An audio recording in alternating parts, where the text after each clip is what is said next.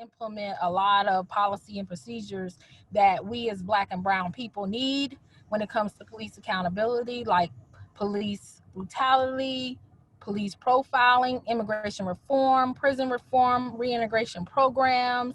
And what we do is we try to make sure that we are working with other organizations, which we are a part of North Carolina wide. And we also have some global organizations like in California and other places. But that's what we do.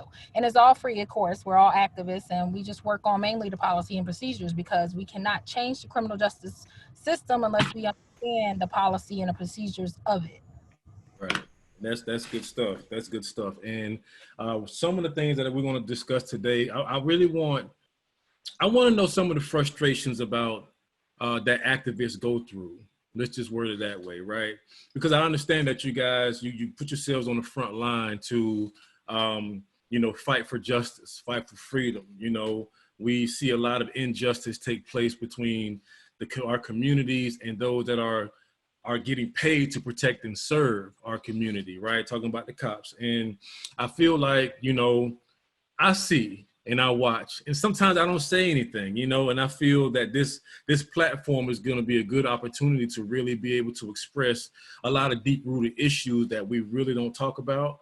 The Kool Spot is definitely a place where creative millennials meet, and we ask tough questions, right? And we want people to be honest and upfront in their journey and what they do. So first, let's talk about criminal justice. I feel there's an order to this, right? What are your thoughts on the system, the criminal justice system? What's your thoughts?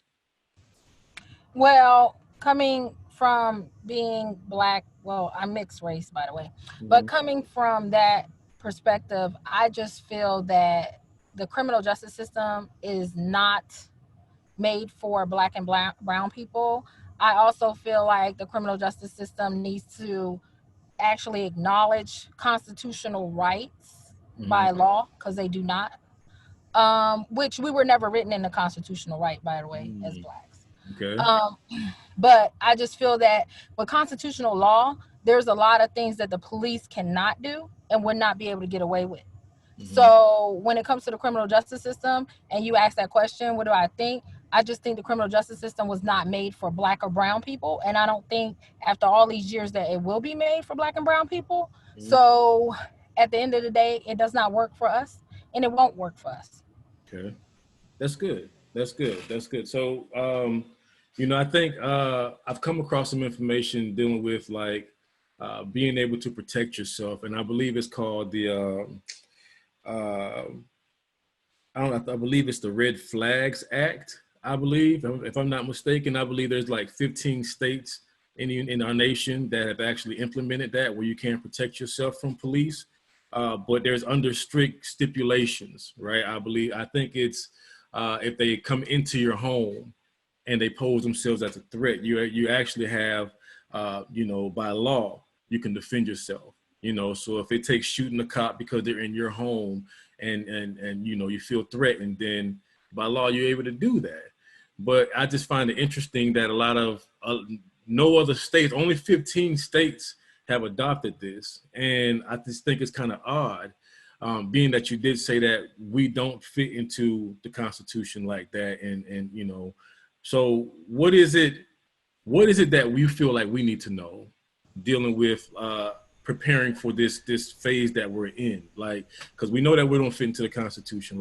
How can we tie that into some more insight to help our people prepare themselves? Well, let's first start off with the fact that you got the 15 flag states. Let's go past the Mason-Dixie line and see how many states actually comply with the 15 red flags. Not many. But let's also look into the fact of how police was developed. Police were developed to go and catch runaway slaves. Okay. Start off with the U.S. Marshals. Then they started implementing more police. So the question is, can we police up our own community, like the Black Panther said? Can we police up ourselves and not allow other people to come in the government to restore order when we can have order among ourselves? Right. I would rather trust my brother or my sister next door to me to assist me in a matter versus someone that I don't know coming in my home. I agree. I agree. So when we say that, what can we do to make the system better? Well, first, we Uh-huh. gotta first come together in the community and say, this is what we want. This is what we really need in our community. Mm-hmm. Can we have that unity to make that happen? Will people be willing to accept the fact that we need to police ourselves? That's the first thing. Right. Right. Do we agree that we should have law and order? Do we agree that we should have some type of discipline and consequences with that discipline? Mm. I agree. Now I come across some information which is ironic, right? Which is called the restorative justice, and so we want to first target, let's just, kind of go down the line, and I'm going to give some information, go off my notes with this. There's a lot of good information that's on this that I've come across that goes right back to this idea of self-governing within our own community, right? So restorative justice was started by a guy named Howard Zern. That's Zehr, Zer. Right. And he has a couple books out. And one of the books that I find interesting, and I was kind of pulling from the book, some excerpts and stuff. And it's a book called The Little Book of Restorative Justice. This is the revised version. So this is a quote from the book. And I have two quotes, and I'm going to kind of give some defining meaning of, local community and different things that we can go in on this, right? So his first quote here says, like mediation programs, many restorative justice programs are designed around the possibility of facilitating meetings, right? Or an encounter between victims, offenders, and perhaps community members. So that's one of the quotes that he put up there. The second quote is, justice will not be served if we maintain our exclusive focus on the questions that derive our current justice system, right? Questions like, what law have been broken and who did it? Or what do they deserve, right? That's our focus when something happens. That's our immediate focus. But his approach invokes a positive approach that requires forgiveness, right? Which is kind of odd in the society that we live in, I kind of thought. So, but his new questions, he says this, he says, true justice requires instead that we ask questions such as these. Who has been hurt? What do you need? Whose obligation and responsibilities are these? Right? Talking about the individual. It says, who has a stake in this situation? And what is the process that can involve the stakeholders in finding a solution, right? So the idea is this, going back to grassroots and looking back at community and what community represented back in, the early days. So let's look at community or local community. A local community has been defined as a group of interactive people living in a common location. Why is this important? I ask questions. So I looked that up, and it said a community is a familiar thread used to bring people together to advocate and support each other in the fight to overcome threats, right? As human beings, we need a sense of belonging and a sense of belonging, and that sense of belonging is what connects us to the many relationships we develop. So there's an action plan to this that has been taking place, and it's been proven, especially for at-risk youth, which I was like, okay, well, this is good. This is getting good, right? So it says this, the action plan will look something like this. The person who committed the offense, which is, the victim, the family, it would involve the person who committed the offense, the victim, the family members, and members of the community. They all gather together at a restorative community conferencing. And at that conference, they discuss the crime, the cause of the crime, and the effects of the crime, right? Those are the things that they discuss. And in their discussion, they come together with a consensus-based plan that people who did the harm to cure the harm, and both the victim and the person that did the harm. The families involved, the community, the families involved, and the community as a whole, and for themselves, it is, let me see, I got this kind of mixed up here. It says it's a time for a true self-reflection. So the families involved and for the victims themselves, they all come together for a true reflection. You know what I mean? It says It is a time for yet structured, supportive accountability for the person who did the harm and committed commitment from those in the community to support the person that committed that crime and their families. So looking at this from, let's go back to ground roots as far as the early days and how communities used to operate. If there's a wandering child that was curious to figure out how things work, or I just want to explore and kind of become a delinquent and break into somebody's home in a neighborhood, we all come together, structure a little meeting, bring him together, bring the family together, and we all come up to a consensus to say, hey, this is what we find out. This is what happened. This is what took place. Instead of me saying, what's wrong with you? Now, the question is, what happened to you? And how do we come down to the root cause of your actions or your reactions? You know what I'm saying? And how do we work with the family and the individual? So I know I said a lot, but you know, what are your thoughts? Well, I want to first ask you a question after reading all of that. Mm-hmm. How many people, or how did that theory come about when it comes to actually speaking to a family of an innocent son like Ahmaud of Arbery, or Mm-hmm. Breonna Taylor, or Mm-hmm. Sean Reed, or we can go down a list of Trayvon Martin, Tamir Mm-hmm. Rice. How would that help the family knowing that their child was unarmed and they got killed because of them being where they were and how they looked? So let's first start off with that. So restoring, let's go to how we will restore, because one, let's be serious. Yeah. Black people always are the ones that have to apologize. Okay. Black people are always the one that have to accept the apology or the money, because don't forget, America is built on capitalism. Right. Right. America is built on the backs of people, of slaves. Mm-hmm. So guess what? We are enslaved to Okay. America. I agree. So restoring to make a community the way that you just said will probably won't happen. And it won't happen during our time, because how do you build money? Mm-hmm. Prisons are made from capitalism. Right. Roads are made from prison inmates. Right. Are you going to do those roads? Are we going to be able to get people out there to do the roads? We can't even get people out there to go and clean up in their own neighborhoods. Right. Right. So show me where you're going to get these people to do the roads. So when we're talking about the community, let's keep it real. The day and age again, where is the restore? Mm-hmm. It'll never be restored, because you know why? You're black, I'm black. Latinos build this country. Mm-hmm. You think the white people want to do it? No, not for us. No. Okay. What? Now Fayetteville P.A.C.T, we assist all colors, all sexes, for anything.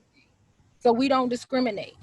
But let's not forget, and and it is already known every day per day when a black person is getting killed. Right. The reality of it is we live in a society that will not allow us to do restore in our communities, because the government has to have control. Well, so let's go back, because originally we're talking about self-governing our own community, right? So if we're self-governing our own community, then that means our third party, which is, we can say, reference as the police, would not be involved in what happens within our community. But now, you know, ideally, originally we're starting off as talking about the youth, at-risk youth that was the example, right? But I would definitely say, like, speaking on the behalf of adults, well, let's address the youth first.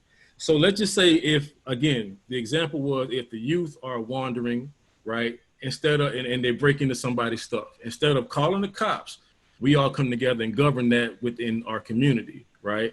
So the approach, what I understand it to be, is from a neuroscientific perspective, right? Let's just say, because there's other programs that are out there for not just the youth, but there's also programs out there for adults, right?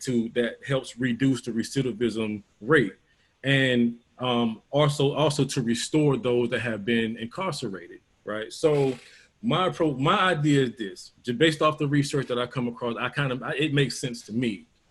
If we can have more leaders that can come together in individual communities, we're not looking at taking over a whole city at first. We have to start off small by taking over small pockets of communities first. But we also need a plan where we could have certain leaders that are placed in these different communities that understand this action plan, right? So if we can do that and we can work a block at a time, so that one leader is in charge of one block at a time, and we have this idea spreading throughout different communities. Not saying that it's going to be 100% bulletproof.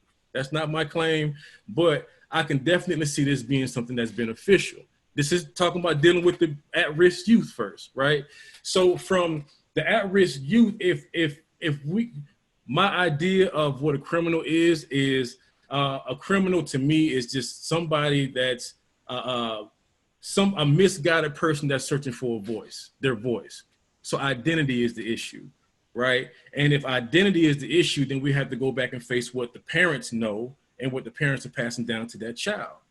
So I guess to me, ultimately dealing with being an activist or, an advocate or whatever that you may be, I believe that what only makes sense to me is partnerships with mental health organizations as well, right? So that we can be a bit more effective in this. You know what I'm saying? So, so my thing is this, that's with the children, the at-risk youth. But dealing with the adults, it's a bit more extreme in the details. So what comes to me from a neuroscientific explanation, let's just say, for example, you offend me. I use this a lot. You may have heard it before, that I've said it before. Let's say that you offended me, right? And I feel like this is what helps, this makes it make sense to me. And the proof of it working with adults also works as well. But let's say if you offend me, from the time that your offense has taken place and I accepted that and I reacted to that, right?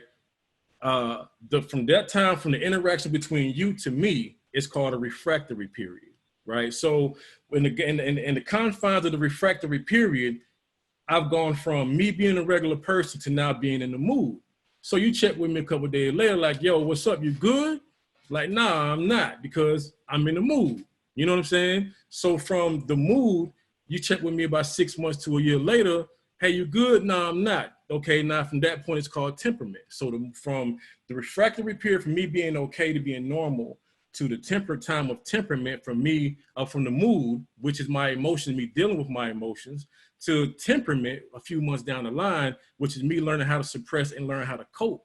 Not ever dealing with the actual issue, because we have a lot of people that are really hurt that's out here in these streets, and they're dealing with traumatic issues and causes from generational things that they may have dealt with or life circumstances. We get that, right? So from temperament, learning to compress, we go from a year or two later, which may turn into a personality trait. You know what I'm saying? So from what I understand with these programs, these are the steps that they go through to trace back to root causes to help lower the recidivism rate. So again, if we're looking at it as far as a source of help to communities to help them kind of see things differently, then to me, that only makes sense if we can get enough people on that same wave to help them understand these processes. The body can react. So if you offended me and 2 years later passed, right, just from the thought alone, those same waves of emotion could come back and trigger. They can be triggered. And those same waves of emotion could come back, and I can feel that same feeling that I felt 2 years ago based off of that information. What we don't realize is that stress hormones kick in every time that happens. And when the stress hormones kick in every time it happens, what happens is we can't process mentally, we get sick internally, and the body becomes more the subconscious mind than the mind is actually the subconscious mind, because we've learned to suppress and deal with those issues. You see what I'm saying? So the whole merging between mental health and advocacy or criminal, justice reformers or whoever, I feel like is important. You know what I mean? But that has to be the approach that only makes sense in my mind, just to answer your question, Well, let's first remember, numbers don't lie. Right. Data and statistics don't lie. Mm-hmm. So we have programs for the youth, at-risk youth, just like we have SROs in schools, which we as Fayetteville P.A.C.T do not believe SROs should be in school, because SROs are not trained to do what you just said and talk to youth and coach a youth and mentor youth. because really that's what their job is. They're there for counseling. Right. They're not there to arrest kids. Right. But when you look at the data, they arrest kids almost every day. Absolutely. Okay, so though these programs exist, and let's first go back to North Carolina just now adopted that no kids will get charged if they're under the age of 18 for nonviolent offenses. Once again, the last state, just like they were the last state to actually acknowledge spousal rape. Right. So when we talking about at-risk youth and these programs, because everything you're saying, they do have mental health. They also provide them with substance abuse. Right. They also provide them with anger management. I was a teen court judge for misdemeanor court right here in Cumberland County. I volunteered myself. So while you sat there, your peers reviewed what you did as a punishment, and they would say you have to do community service, write your mom a letter, it was whatever. But their peers, their own 16, 17-year-old friend was sitting there saying, this is what I think you should do based on a crime versus you going to jail. Yeah. So those programs are there, but the question is, who are those programs for? Right. Yeah, that's the question you got to ask. Though we have all this stuff for us, is it for us or is it just to check the block? Because it's checks and balances. Because if you go in and look at the recidivism rate through North Carolina, that rate is still high. It is. If you go through and look at the North, it's called the sentencingproject.com. Whenever you get a chance, then you'll see how many people been in and out of jail. Did that work? Okay. How many people may have been through those programs? Several times. So we go back to the beginning. Is it we doing crimes to do, just to have something to do? Or are we doing crimes because we have mental substance abuse or generational issues? But how do we deal with the generational issues if we were always dealing with racism per day? When you go to work, when that woman go to work. So, and then not only women have racist issues, that's one part of our problem, but we are women. Right. So we are, as minorities, have all of them on the list. But as a black man, you're already a target. Absolutely. Because you're, as it says in Jim Crow's, you're going to intimidate them regardless. So though we have, once again, I'm going to say that, though these programs exist in all counties because it's a check the balance, that doesn't mean it's working. Because if it was, you wouldn't have that child that just got out of jail from juvenile detention go into jail again after going to college for a year or 2 months. Right. And then after he leaves jail again, he goes to jail again at 30 years old. So let me ask you a question then. Do you think, what if our communities were partnering up with these programs? And you said that, but we partner up too all the time. We got partnership all over. We just started a criminal justice roundtable here in Cumberland County. Okay. So we had DPS come in there and explain to us why Cumberland County does not have a reentry program right now. Because they lost the funding. So what are the people supposed to do when they get out of jail? That's the question. DPS is sitting right there that have the money to make it happen, right? Right. So once again, it ain't happened. And they ain't had a program since November, brother. So we're using nonprofits to assist people to get in these houses and transitional homes and jobs. Once again, we're saying the system's supposed to be there, right? Supposed to be. Okay. Yeah. So let's go back to the beginning of what I said. Okay. The system was not designed for black and brown people. Right. So let's say the truth and not lie. Right, absolutely. We're here for the truth. So the truth is this. Though you read a nice book, says restore and everything else, I deal with the families. I talk to the families. There's a woman, Kevin Grissett, he was gunned down in his vehicle, shot up 20 times, Cumberland County, by a police officer. You know what that police officer said before he left work? Oh, by the way, just to let you know, the police officer was off duty at the time. Okay. He decided he wanted to go and meet an informant in him and shot him up. And the expert said, yes, I know he was trying to kill him because he shot at the head from the back of the door. This boy was shot up 22 times. And you know what? His mother ain't get nothing. That police officer was able to retire and go home with a pension. And she went back and did a wrongful death, and they denied that too. And the wrongful death was only $25,000. So you see what I mean? So we deal with the parents. We're talking to them. We know how they feel, that there's no justice. And his intent was to kill him because he said it before he left. I'm going to kill him. Right. So I'm with you. I'm with you. I'm with you. And then you have immigrations. You have immigrants that's around here right now working at plants. Guess what? Illegally getting paid under the table because they can't get a W-9. Right.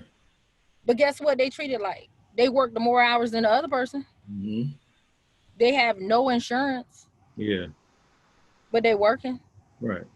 And then ICE come and pick you up while you walking home because you're trying to feed your family. Mm-hmm. Okay, so you're saying that, so in other words, and help me if I'm wrong, Okay. but it sounds like you're insinuating that there's just no hope for Black folks. Wait a minute, did I say Black? Because I've been saying people. Okay, And well there's no, okay, so the Black are the and main brown. targets. For the Black Black and brown people overall is 85% overall are getting arrested versus white. Right. So our Black and brown people, what's the hope rate for our Black and brown people? Well, for the Black and brown people, first, I just want to let you know I'm also a part of North Carolina Black Leaders Organized Collective. I've been with them since 2015. And what that is to put an alignment infrastructure of all areas, economical, everything we can in our Black communities, because we need to build those up. Because right now, Black communities are considered rural, urban areas that people don't want to help. Right. Okay. So, and the only time they want to help you is if you're doing something to help them. Right. So it's always a trade for a trade. So I say this because that's the first problem. That's what we first need to understand is, look, my sister that lived next door to me, you shouldn't call the cops on me. Mm-hmm. Yeah. My brother that's standing on that street selling drugs, I shouldn't allow my kids to go over there and talk to him so they can sell drugs with him. No, I think that the approach has to change. It shouldn't be about trying to avoid the interaction. I think the interaction is necessary. And it has to start within our community as Black and brown people. Absolutely. But let me explain something else to you, brother. Mm-hmm. Brown people, they interact with their community. They stick together. Mm-hmm. Black people do that because you still got light skin against dark skin. True. You still have, I'm a business owner and I need to be better than you, so you can't collaborate with me to make us both rich. Right. Okay. So that's something that we got a problem within ourselves. That's why I'm saying, how can we fix something if we ain't fixing ourselves? Right. Well then where's the hope? Because I mean, you saying you know what the hope is? The hope is with one person like us. Okay. With North Carolina Black Leaders Organized Collective coming, bringing all businesses across North Carolina, saying, "Hey, brother, hey, sis, I got you. Let's do something. Let's make it happen." Right. That's where the hope is. The hope is you have Black people like us sitting here sending letters all the way across the water to get delivered to say we want to minds people, tried. We're all the way in North Carolina, all of us sending letters. You got North Carolina ACLU sending stuff all the way across the water for California to say, hey, y'all shouldn't do private prisons. Okay. You see what I'm saying? So that's where the hope. You got people out there that's doing it, but guess what? We're only 1% of those people. Mm-hmm. So where's the other people at? Well, I mean, one person can't. I look at everybody writing something about, mine, but I didn't see nobody write no letter like we did. Okay.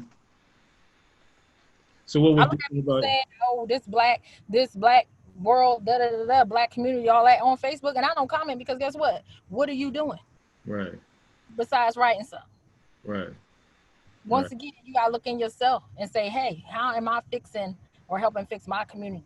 And it ain't even about you at the end of the day, because I look at it like this. I tell my kids every day, this is for y'all. Yeah, absolutely. I agree. This ain't for me. This is for y'all. I'm showing you justice and why justice needs to be done. Mm-hmm. And I'm showing you got to stand up for your rights because ain't nobody else going to. Right. Right. And I agree. And I partially agree with everything you said. I ain't gonna say I agree with everything because I'm a person that I guess I could be a bit more optimistic, right? Because I don't just see and gravitate and just hold on and hold it dear to heart like all the negatives, right? We see the negatives. The negatives are evident. We see what's going on in our communities.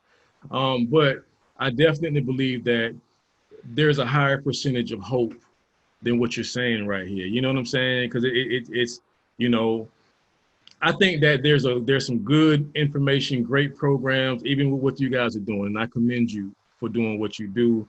The PAC movement, even with what you do about domestic violence and everything else. So shout out to everybody that's doing something great, right? That's making change and bringing impact to the world. I commend everybody, right? But what I also say is there's always a way. You know what I'm saying? And I think, and it's just, we talking, we building, right? And I love your spirit because you're bold and you're courageous with what you're saying and how you present it and everything. And I think that's dope, right? But I think that there's also a lack of optimism, right? And enough sympathy to see where the optimism lies within all of this that's going on. You know what I'm saying? I think that, you know, yeah, well, there may be a lack of, but how do we raise awareness to wake more people up with what needs to be done? You know what I'm saying? Because there's always a way. I mean, it doesn't just, the weight of the world isn't just on your shoulders or the pack movement. You know what I mean? But, you know, how many more people could we network and connect with? What kind of other organizations that are out there? If we're talking about Black folks, what about the Black Chambers of Commerce of North Carolina? You know what I'm saying? How do we tie ourselves into that? What about these bigger organizations or structures that have access? You know, so there's what I believe to be more ways than just what the limits that we may perceive and bringing change to the world or just in our communities. Can Like I I ask you said, a in our question community. though? Yeah. Let's ask ourselves this. Mm-hmm. How many people go to a city council meeting in their local community? Right. Okay. How Yeah. many I don't people know. go to the county commissioners meeting? Yeah, I can't speak on anybody else's I behalf. sat on I sat on the board of commissions for the city for 3 years straight as a chair. So Right. I know, and I also was a secretary of Cumberland County Democratic Party. So see, that's what I'm saying. When Yeah. I speak based on avenues of approach that I know. Right. And I know even Raleigh Pack, they go to city council meetings every night. Mm-hmm. But at the end of the day, if you're not changing policy and procedures within your own community, nothing's going to change. Okay. So even though we write up campaigns ending cash bail, because by the way, it's only 3 countries that do cash bail, and the U.S. is one. Mm-hmm. So at the end of the day, we're here doing the work to try to get this done, Right. and there is hope because you have us that's doing it. Absolutely. But do you go and vote for the person that killed your son or allow people to kill your son 5 months ago and put them in office and keep them in office? Because No. right now here we have a district attorney that been here that run unopposed every year. See what I'm saying? And then go look at your judges. So when we talking about it, let's get to the root of it. When you go in that courtroom and that judge sentence you, are you voting for that judge? No. That part. You voting for that chief of police? That part. That's what I'm saying. So Yeah. at the end of the day, we got to take accountability for your actions too. Right. And your actions may not be the actions that we perceive as you're assisting, because you might not be assisting if you continue to allow a sheriff to come in office continuously knowing what he does. Right. Okay. Okay. So when Okay. we talk about responsibility, everybody has to play a part. Absolutely. Absolutely. And voting is the hugest part, because Right. believe it or not, you vote that DA in, that DA got the right to tell you when you go to jail, how long you go to jail, what your charges will be. It Right. ain't the magistrate. People keep getting confused. Right. It is the DA. Right. So you voting that DA in may be targeting your black and brown people. Or he may have a vendetta against a black person. You don't know, but you gotta watch the numbers, because numbers don't lie. Right. I That agree. sheriff may have a problem with black people living in urban communities, so they want to evict people just to evict people, which we have had that happen. Right. We just did a demand letter to stop evicting people at hotels. You saw it in Charlotte. Mm-hmm. So that's what I'm saying. So you're voting these people in office and allowing them to dictate your livelihood. Right. And some people not voting at all. You know what I mean? That So part too. that's We got over 300,000 people in Cumberland County, because we got a Fort Bragg and Pope Air Force Base here. And out of that percentage, last year only 40% voted. mm, So you say hope, but guess what? How much hope do we have to give before somebody get up? If it's there. I mean, we just got to be consistent. But we are consistent. Yeah, that's all. That's all we can give. That's all we can give. We are consistent, brother. So if you want to get involved, go ahead and get involved. We're part of North Carolina Black Alliance. You got Alliance. You got your own video thing. Go ahead and be a part of them. Right. They invest. They have meetings. They have events. You know, that's what I'm saying. So it's out there, brother. Right. Camera turned You off. gotta grab it.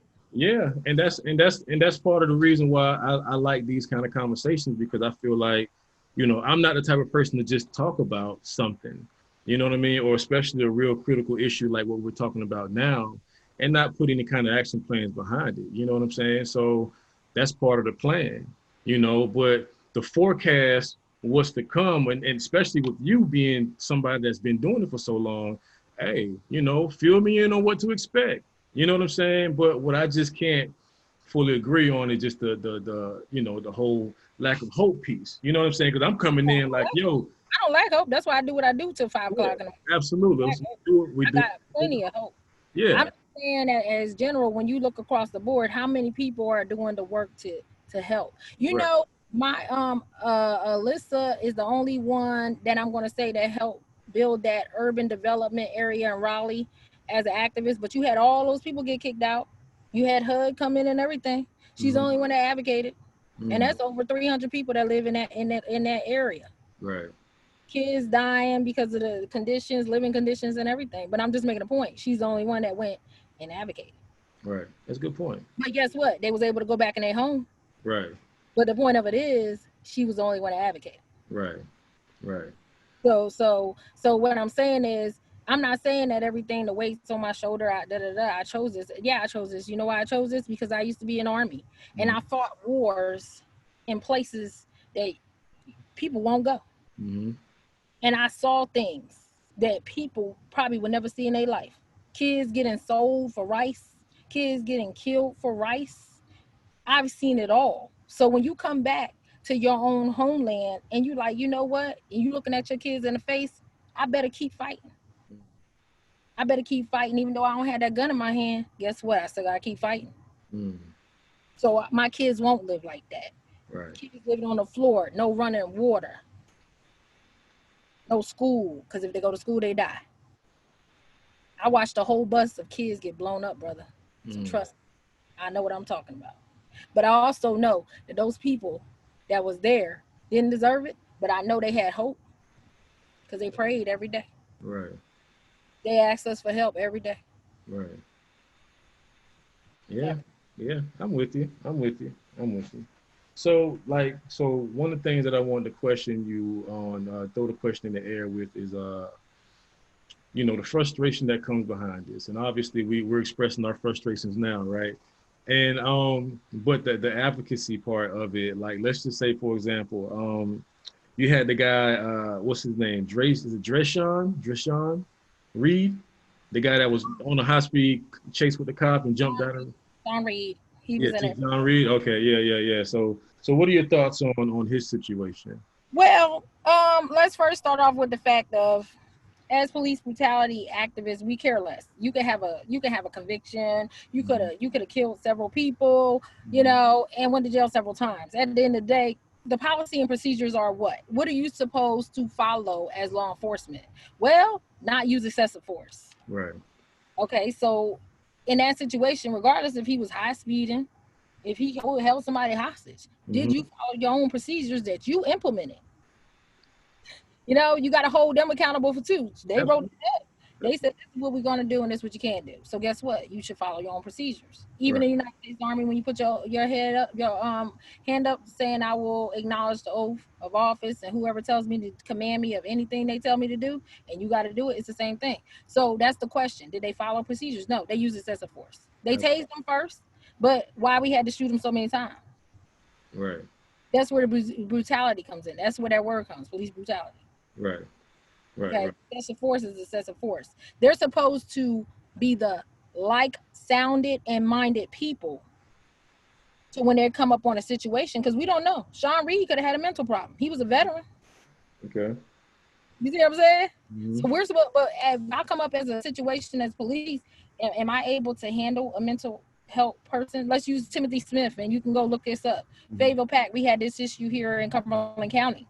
Timothy Smith was shot at 21 times. He had mental health. He had mental illness over and over again, right? But police officer drove up and just automatically started shooting. Okay, he went to ICU. He was in jail for 18 months because they tried to say he assaulted the police officer. But once again, did they follow their policies? No. Yeah. Yeah. So what about the as a police officer, then where should you shoot me at to mitigate the threat? Because you gotta mitigate the threat first. Mm-hmm. Why do I have to get shot in my stomach? Why I gotta get shot in my head? Why can't I get shot in the leg? Right. There's other places you could shoot me, but shooting to kill me with 21 bullets and 9 of them hit me. Yeah. Right. So I have a friend that's she's part of the what's the gun club? I can't remember the gun club. NRA. Yeah, the NRA. Right. Thank you. She's part of the NRA, and I think one of the things that she said was, the type of guns that cops carry, supposedly,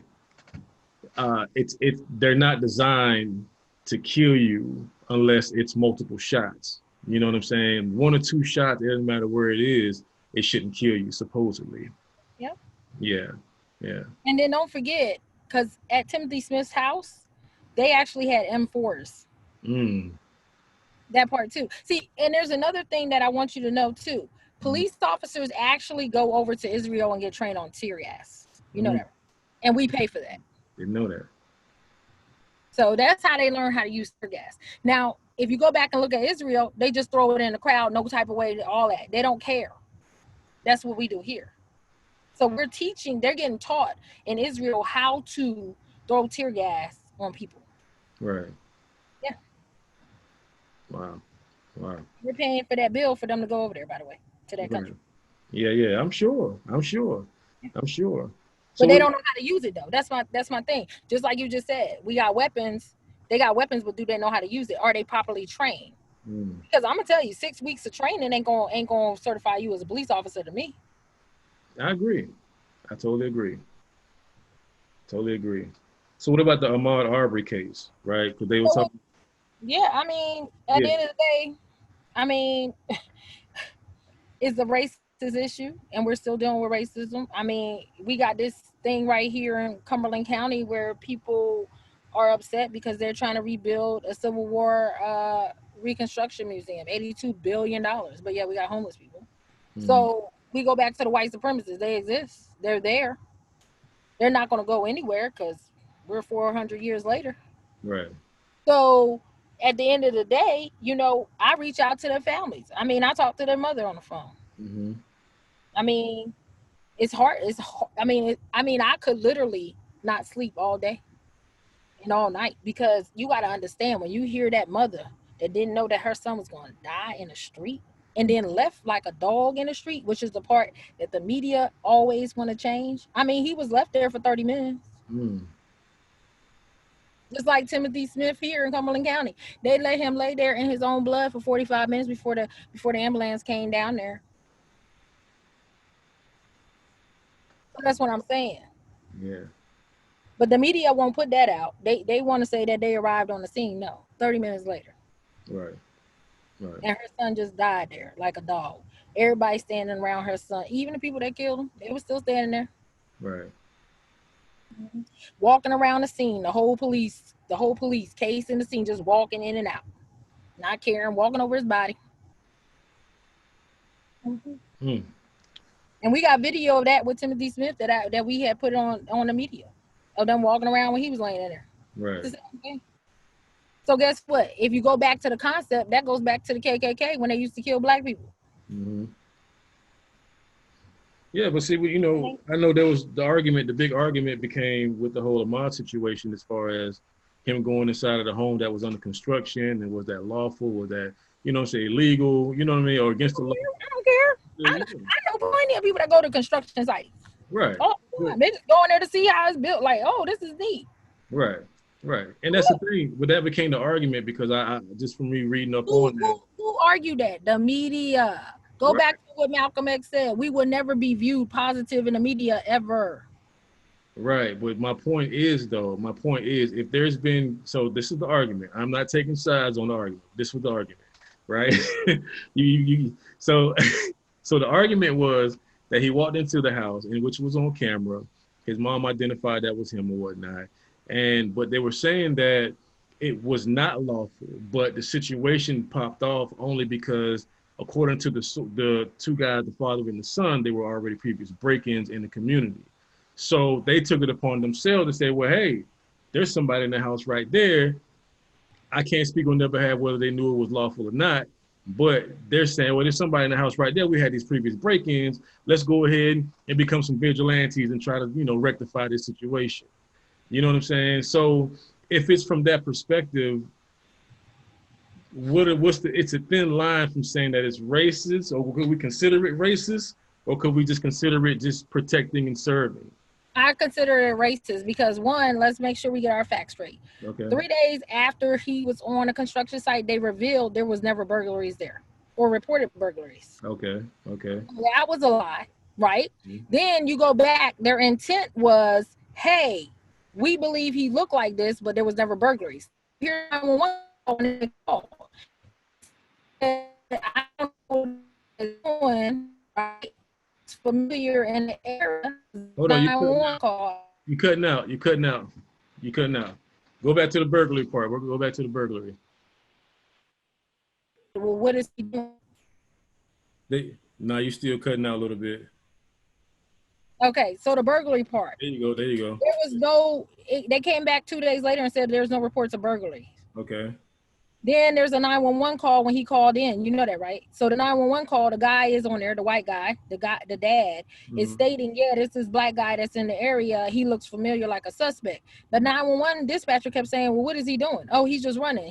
She said, what is he doing running? Like, what is he doing? Is he doing a crime? Is he committing something? Mm-hmm. And then they tried to make it seem like he was. That's what I'm saying. So the 911 call told it all. You knew he wasn't doing a crime. He was running.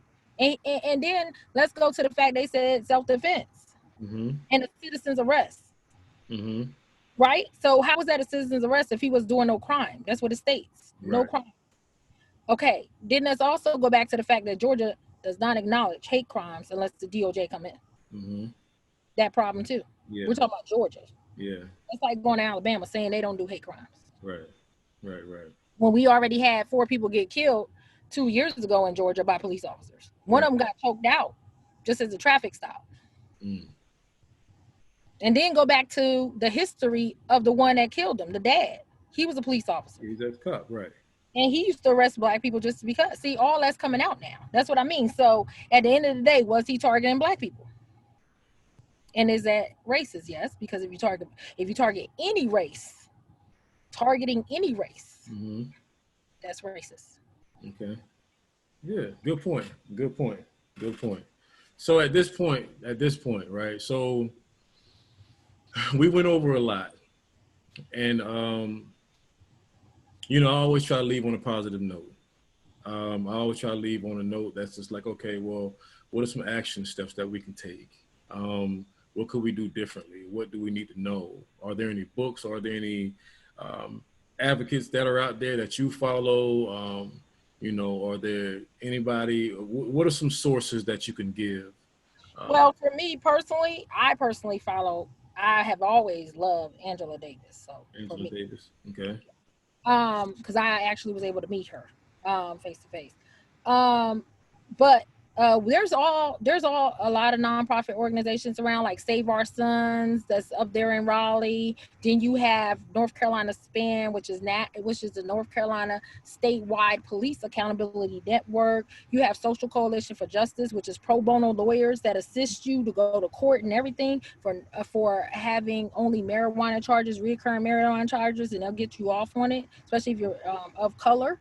I mean, we have immigration that people help with, nonprofits that help with immigration, that get them rights, okay. and get able to get citizenship and jobs and food and stuff they can't get Right. as a citizen.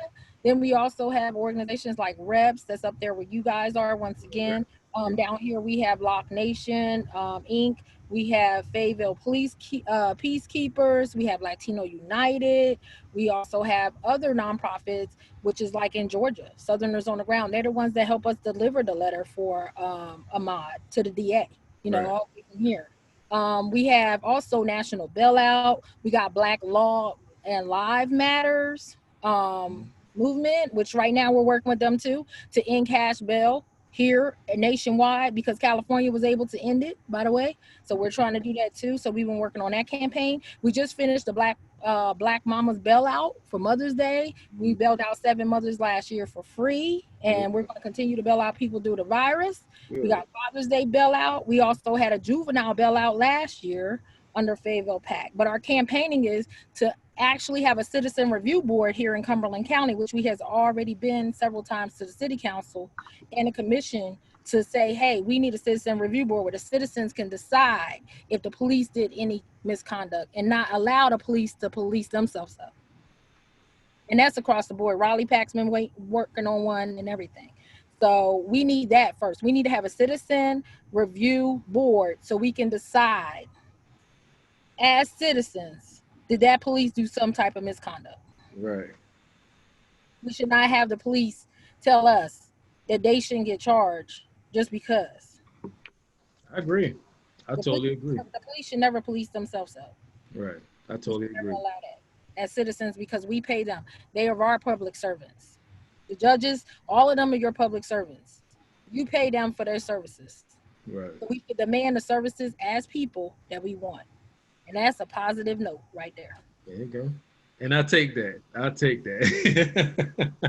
I take that. That was incorrect, but it's the truth. But no, that was good. That was good because again, like we're in North Carolina, so we need to know what's going on, at least in our state. You know what I'm saying? You covered a broad range of different resources and access to whoever's trying to help out. You know what I mean? And and definitely like the Kool Spot is information driven. So I always share with people like I'm a millennial, right?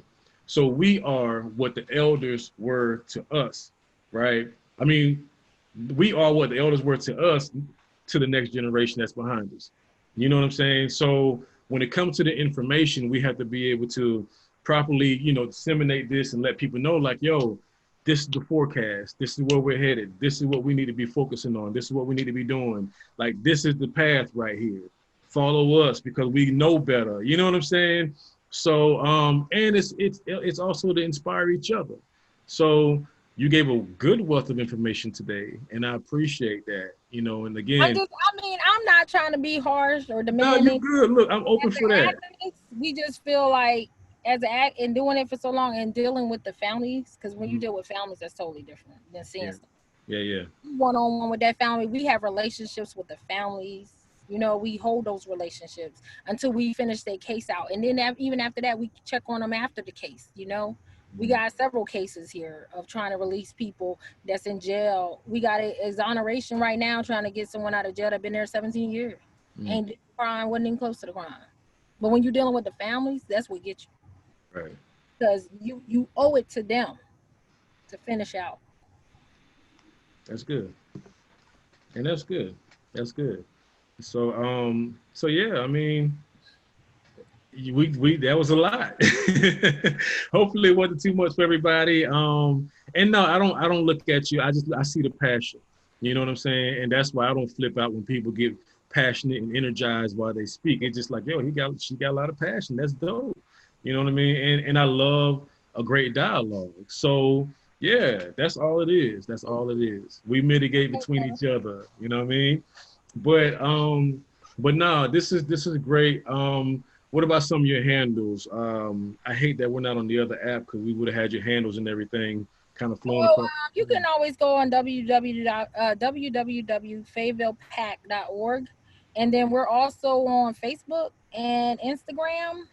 You can inbox us anytime and we'll respond right away. If you feel like you have police brutality, racial profiling, illegal search and seize, illegal arrests, immigration reform, reintegration programs, and yeah. So whenever someone needs to contact us, we are totally available. We'll take in your case, we'll listen to what you have to say, and we'll direct it to where we have to until justice is served, because justice will prevail. It Right. will. Absolutely. Absolutely. Well, again, you guys, it is yours truly, Lamore Decina, founder of the Kool Spot. Thank you guys for tuning in. Next week, we will have our very own Curtis Hill Jr., founder of Inspired. He's a phenomenal, he goes by SP the Poet, phenomenal poet that's known right here in the Triangle, all across North Carolina and maybe some other states. We build it, so I'm learning the brother. But phenomenal poet. He's a silent poet, which means that he writes for other artists and he holds his own events where other artists come in and perform of the pieces that he's written, and into a lot. Definitely business minded. We're on that same path with business. We're visionaries, so I'm excited about that one. That's coming up next weekend. Definitely stay tuned for that. Promo will be out soon, within the next 24 to 48 hours. Be on the lookout for that. Just want to say thank you guys. If you haven't followed us yet, look up the Kool Spot, www.thekoolspot.com. Go up there and subscribe for a free membership. Keep up to date with all of our updates. I'll be doing lectures soon, starting next month. We have a live debate that we're working on. We're looking at discussion panels, all kinds of things, man. I'm super excited about this journey. So thank y'all again for journeying with us. Again, it's yours truly, Lamore Decina, founder of the Kool Spot. Kathy, you want to give your exit? I want to say thank you for everything, brother. Thank you for having me on. I really hope this information helps assist a lot of people and see where we are in the criminal justice system. Uh-oh. Uh-oh. You beeped and you froze up on me. Well, there you guys have it. That's our guest, Kathy Griggs, co-founder of the P.A.C.T. the P.A.C.T. organization, Fayetteville P.A.C.T. I'm sorry, co-founder of Fayetteville P.A.C.T. And we had a good time, man. I hope you guys enjoyed. I hope you guys got something out of it. All right. So thank you guys once again for the support. Thank y'all for the love. Tune in next time, right, at the Kool Spot. Peace.